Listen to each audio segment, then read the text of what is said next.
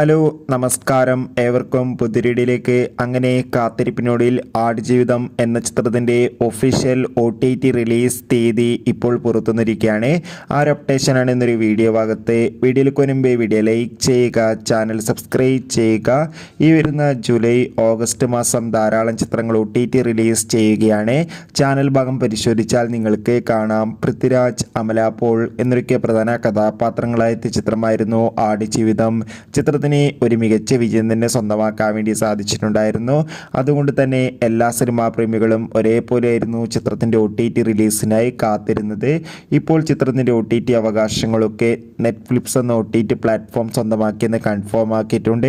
ഏവരുമേറെ ആകാംക്ഷയോടെയാണ് OTT റിലീസിനായി കാത്തിരിക്കുന്നത്. ചിത്രം July 19 തീയതി OTT റിലീസ് ചെയ്യുമെന്ന് കൺഫേം ആക്കിയിട്ടുണ്ട്.